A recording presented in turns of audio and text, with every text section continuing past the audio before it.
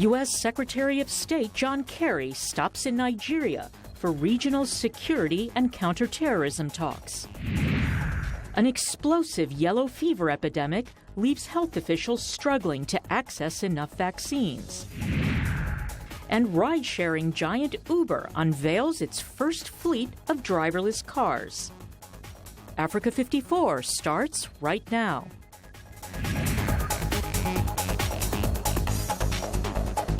Good evening and welcome. I'm Vincent Makori. This is Africa 54. Tonight we begin in West Africa, where America's top diplomat tells Nigerian officials that its fight against Boko Haram is not just a military battle, but a fight to win the trust of the nation's people.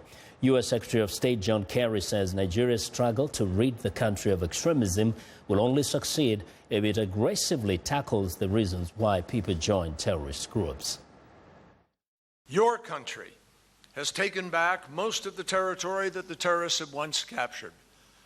And Cameroon, Niger, and Chad, and Benin have made important contributions and enormous sacrifices in areas along Nigeria's borders. But we also know that beating Boko Haram on the battlefield is only the beginning of what we need to do. Building public trust in government also requires cooperation from law enforcement and the military.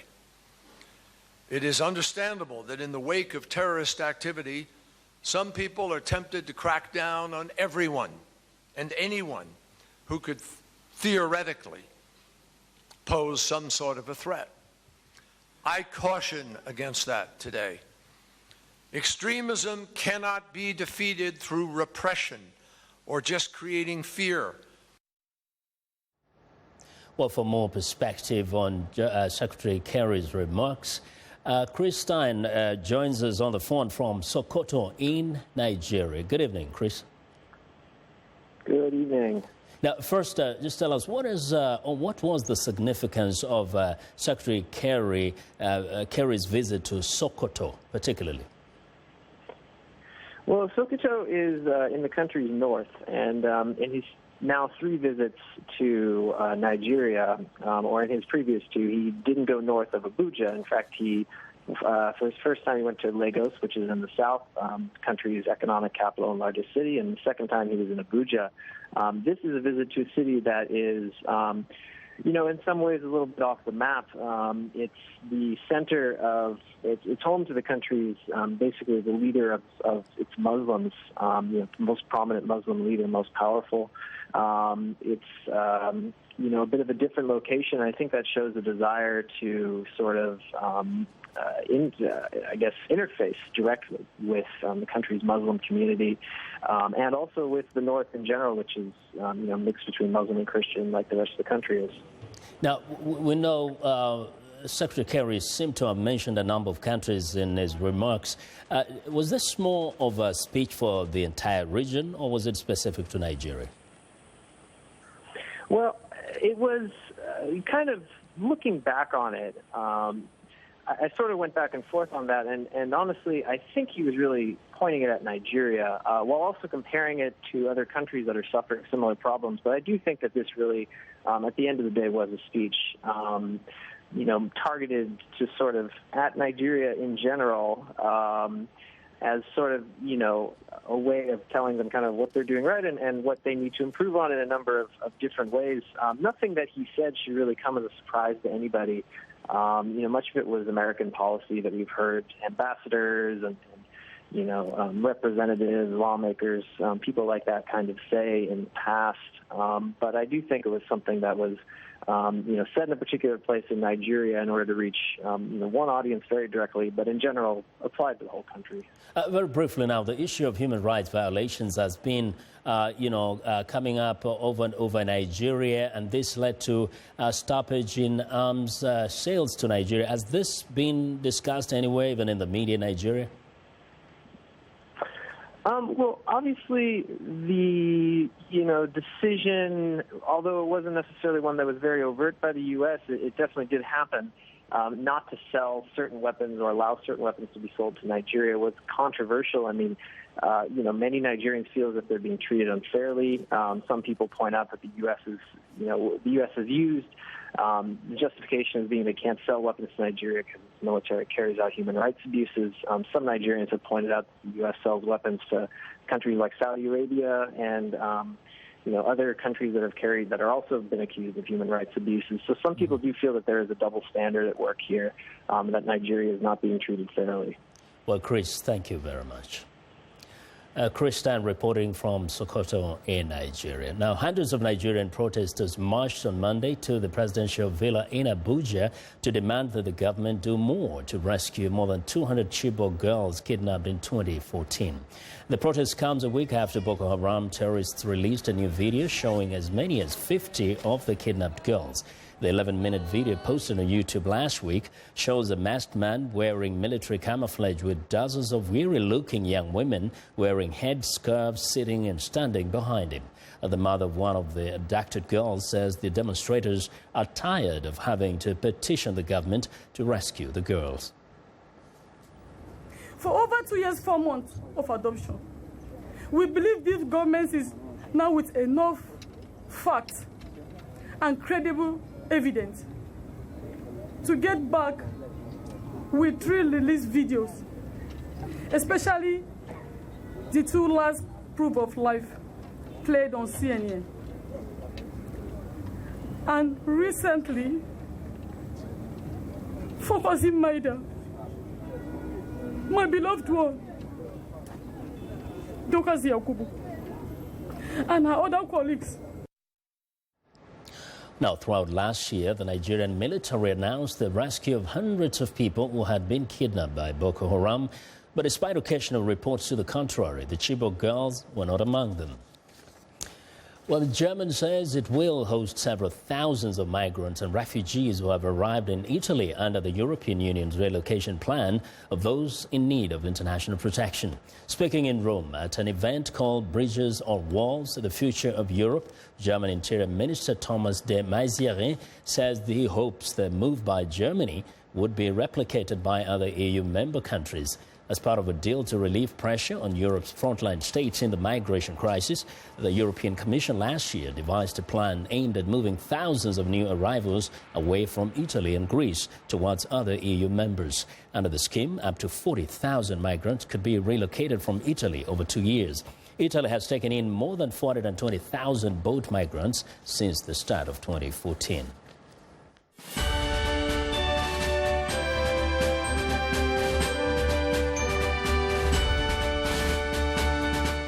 Well, in the race for the White House, Republican presidential candidate Donald Trump is asking for an independent special prosecutor to immediately investigate Hillary and Bill Clinton's foundation, saying the FBI cannot be trusted to do the job. Trump spent much of a Monday campaign speech in Akron, Ohio, on what he described as the vast scope of Democratic presidential candidate Hillary Clinton's criminality, saying he is shocked by it. The Justice Department is required to appoint an independent special prosecutor because it has proven itself to be, really, sadly, a political arm of the White House. Nobody has ever seen anything like this before. The Department of Justice has acted very unethically. Clinton's Republican opponent alleges that big donors to the charitable foundation used it to get special access to Clinton or her top aides when she was Secretary of State. Clinton has always denied the charge. Appearing on the ABC television entertainment program Jimmy Kimmel Live late Monday, Clinton dismissed Trump's charges as lies. I do feel sometimes like this campaign has entered into an alternative universe. He makes up stuff to use against me. So if he would stick with reality, I wouldn't have a worry in the world. Newly released emails show that while some Clinton aides were asked for favors, there is no evidence that they were granted or that Clinton herself was involved. Former U.S. President Bill Clinton announced last week the foundation will change the way it does business if his wife is elected.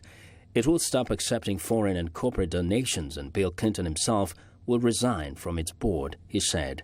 The latest polls give Clinton a 6% lead over Trump in Ohio and a nearly 6-point lead nationwide. Well, Black Girls Vote is a non-profit, non-partisan organization that encourages young African-American women to become active voters. Since its inception last November, Black Girls Vote has registered more than 10,500 voters. But the organization's bigger goal goes way beyond just mobilizing voters. Faith Lapidus has more. The presidential election is less than 3 months away. And while some Americans already know who they plan to vote for, others are still undecided. And then there are others who are just reluctant to participate. Let's go to the polls. Nike Robinson, founder of Black Girls Vote, sees that reluctance in many young African-American women, despite the growing power of the minority vote. We know that in 2008 and 2012, that is black women that delivered the presidency. 76% of African-American women were registered to vote, with 70% of them voting, according to the Center for American Progress. So why would young African-American women between the ages of 19 and 25 stay home on Election Day? Sometimes they don't understand the power of voting and what voting is and how it impacts their day-to-day life. The key, she says, is showing them the connection between their vote and their daily life. For example, affecting the government response to a murder in their neighborhood. Whether it's street police patrolling in that community, whether it's light in that park across the street from me, or whether it's more economic opportunities for African-American men, that's tied to policy. The grassroots organization meets women where they are. I came today to get registered to vote and become a member of Black Girls Vote. Kiara Banks, who is studying to become a certified medical assistant, has never voted before. I think it's time for a change. Keisha Addison, her classmate, is working full-time and raising 3 kids. She's been voting since she was 19 years old. I do vote locally and for every presidential election. Addison is considering joining Black Girls Vote because she believes that younger women are not politically motivated. She says her 21-year-old daughter is an example.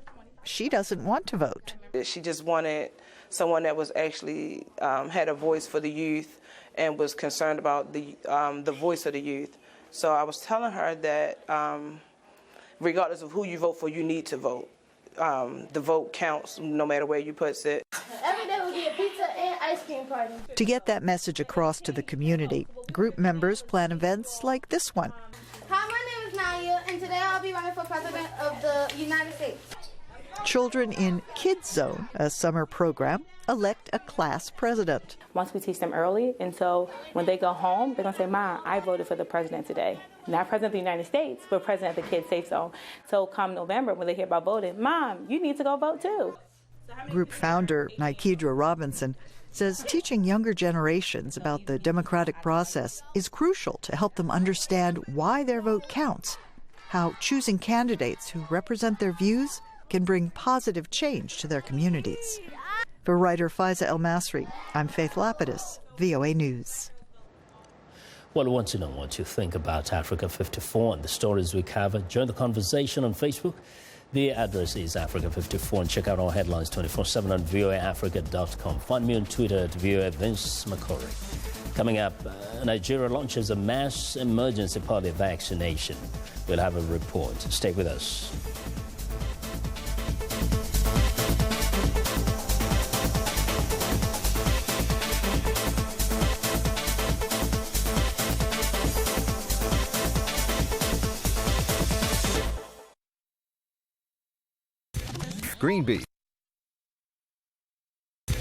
Green Beat, for a healthier planet. That high-pitched whistle is the call of the beautifully colored golden lion tamarin in Brazil's Atlantic rainforest. It's a remarkable sound because just 30 years ago, there were only 150 of these striking creatures in the wild. Now the population in Brazil is around 3,200, thanks to an international effort. Andrea Martins is with the Golden Lion Tamarin Association. Around 40% of the wild population nowadays descends from tamarins, who came from zoos. The Paza das Antas Biological Reserve set aside public land for research and education. Now small groups of visitors are allowed to take a tour through the protected park. The tamarins, clearly something maybe everybody should experience, and they're just so beautiful. As a bonus, the tamarin will help ensure the survival of other endangered species in the region, like the three-toed sloth and the woolly spider monkey. I'm Rebecca Ward for VOA's Green Beat.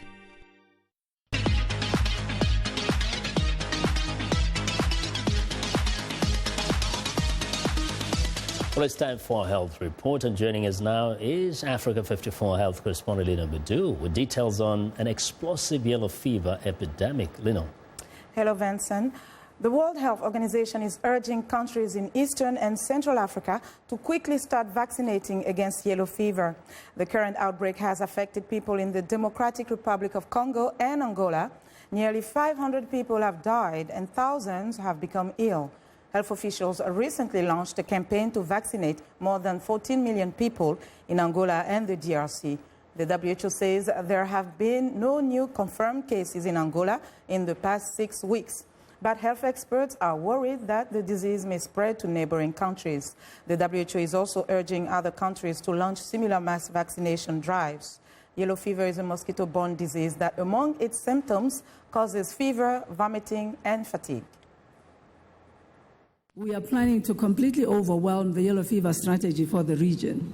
WHO has initiated discussions with Gavi, UNICEF, other partners, and the pharmaceutical companies that produce yellow fever vaccine. There will be need for preventive yellow fever vaccination campaigns in Central and East Africa, and to re-emphasize the importance of all countries providing yellow fever vaccine as part of routine immunization programs. The World Health Organization announced Tuesday that an emergency committee on yellow fever will meet on August 31st to review outbreaks in the DRC and Angola. Now, Nigeria has launched an emergency polio vaccination campaign after 2 new cases of the disease paralyzed children earlier this month. The government says it will immunize 56 million children by November. VOA's Carol Pearson reports. Getting all children immunized in northern Nigeria is difficult because of geography and conflict. As a result, hundreds of thousands of children may have missed getting the polio vaccine, allowing the virus to circulate quietly since 2011. The 2 latest cases of the disease, announced in mid-August, are similar to the strains that circulated 5 years ago. Polio is highly infectious. The paralysis we normally associate with it happens only part of the time, in about 1 out of every 200 cases. That means if 2 children are paralyzed, up to 400 could have had the virus, but without the crippling side effects. Nigeria was set to celebrate 2 years with no new cases of polio. In 1 more year without a single case, the World Health Organization would declare the country polio-free. While this is late, unfortunately, in the process, it is actually the timelines built into that process that allowed us to see this now and now to respond effectively to it. John Verdefe spoke by Skype from the Centers for Disease Control in Atlanta. The certification timeline is a period of activity that focuses on making sure that any blind spots in the information are addressed. Nigeria has put together an aggressive vaccination plan, starting in its northern states. The campaign will be synchronized with 5 neighboring countries. Nigeria then plans to vaccinate all other children in the country, some 56 million, in another campaign starting in October. As long as there are unvaccinated children, polio can survive and spread. The last thing anyone involved in the polio eradication program wants to happen. Carol Pearson, VOA News, Washington. We turn now to research. A new gene vaccine that researchers say could be designed and developed in just 1 week can be customized to protect against any number of diseases, including Zika and potentially cancer. VOA's Jessica Berman has more. Mosquitoes are one of the most common transmitters of disease, from Zika to malaria. Zika causes birth defects in babies. It's spread through the Americas from Brazil to Puerto Rico to mainland U.S. There's been a big scramble to develop a vaccine against it, and some are now entering clinical trials. Omar Khan, a chemical engineer at Massachusetts Institute of Technology, hopes his RNA vaccine will soon follow. Things like, for example, Zika or the recent Ebola outbreak, we can rapidly respond to that within 7 days. So when there's an extraordinary need and you need something that is safe, then we have the ability to make that happen. The vaccine uses messenger RNA to stimulate the immune system. Researchers can program this genetic material from a virus or bacteria to fight any disease-causing organism and bind it to a nanoparticle. It's an idea that's been around for a long time, but getting the vaccine into cells has been a challenge. So MIT researchers designed it to be as small as the virus it's targeting. Researchers believe they may be able to engineer the RNA vaccine package to fight a number of other diseases. We are definitely very interested in trying to figure out whether or not these vaccines could be used to treat people with cancer, or even for patients that may be at risk for certain specific cancers. Maybe you could give them a vaccine so that they just wouldn't get cancer later in their life.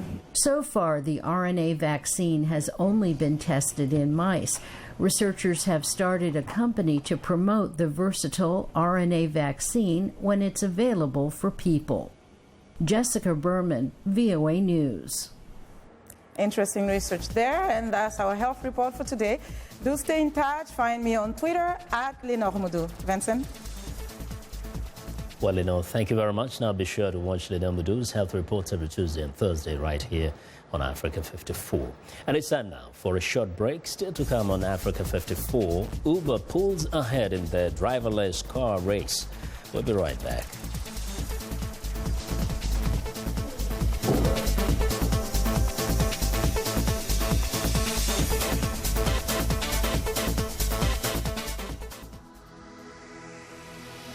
My name's Carla Babb, and I work the Pentagon Beat.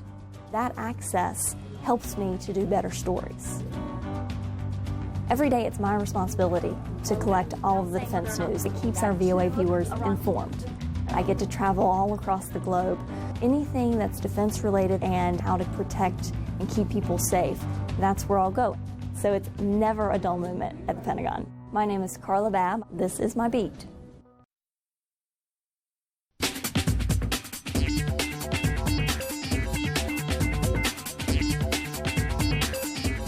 Welcome back to Africa 54. Here's what's trending. Millennials in the U.S. are just saying no to credit card debt. The data from the Federal Reserve indicates that the percentage of Americans under 35 who hold credit card debt has fallen to its lowest level since 1989. Their reluctance could have lasting repercussions for millennials as well as for the financial system and the economy. Early use of credit cards has, in the past, helped young Americans develop a comfort level with credit that can last a lifetime. Without substantial credit history, it is much harder to take out a home mortgage. The average American under 35 now has just over $17,000 of student debt, 182% more than Americans of the same age had in 1995. Next up, Uber is preparing to cross a milestone. Starting later this month, Uber will allow customers in downtown Pittsburgh to summon self-driving cars from their phones. Google has been testing its self-driving fleet for several years, and Tesla Motors offers autopilot. Ford has announced plans for an autonomous ride-sharing service, but none of these companies has yet brought a self-driving car-sharing service to market. Uber's Pittsburgh fleet, which will be supervised by humans in the driver's seat for the first time consists of specially modified Volvo sports utility vehicles outfitted with dozens of sensors that use cameras, lasers, radar, and GPS receivers. Well, and finally, what do you get when you cross a kebab with a sweet tooth? A chocolate kebab, of course. And Britain's first shop has opened to rave reviews. Rather than a lump of meat rotating on a skewer, diners at the Chocolate Kebab House in Wales are greeted with the sight of a large slab of milk, dark and white chocolate. Chocolate shavings are served in a sweet crepe and drizzled with chocolate sauce and topped with offerings from the fresh fruit and sweet bars. And that is what is trending today. Now, a solar-powered bus described by its Ugandan maker as the first in Africa has made its public debut. Kira Motors' electric bus Kayola displayed recently at a stadium in Uganda's capital. From Kampala, Maurice Magurani filed this report, narrated by Salem Solomon. Kayola is the brand name for this bus, powered by solar panels on its roof. It seats 35 passengers, and its maker, Kira Motors, hopes the Kayola could become the first public bus in Africa to be powered by the sun. The engines of these electronically powered buses are completely silent, says the chief engineer of the project. With this bus, there's actually no engine. What is driving the bus is a motor, a traction motor, which is being run by a battery. And the battery banks are the ones that are linked to the solar system that's on the roof. So we have the batteries that are driving the motor, and that gives us a full range of 8 kilometers on full charge. And then the solar panels come in to supplement the extra mileage. So it adds an extra 12 kilometers to the total. The Kayola bus can be recharged using solar power or connected to an electronic power source. Best of all, it doesn't emit harmful carbon dioxide into the atmosphere.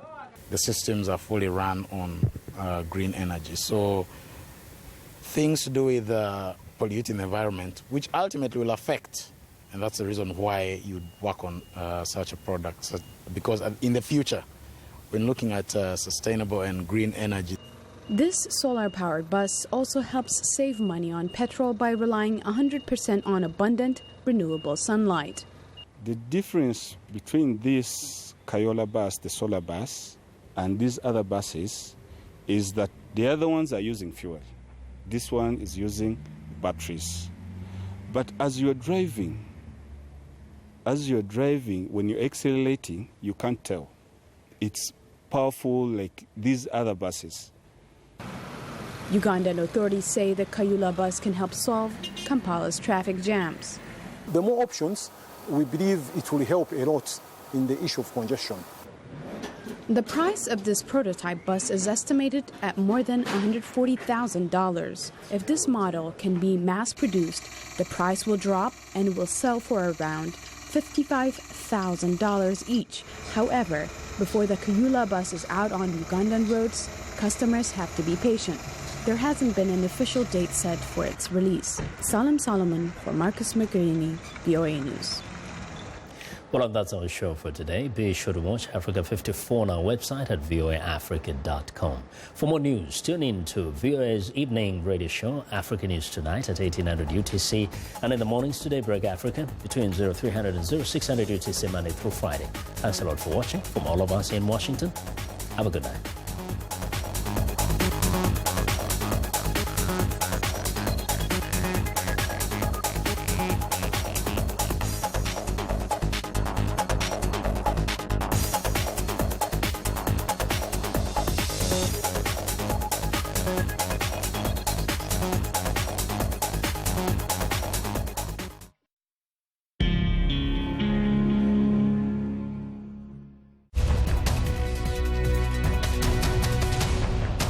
Welcome to the Voice of America's Newswords.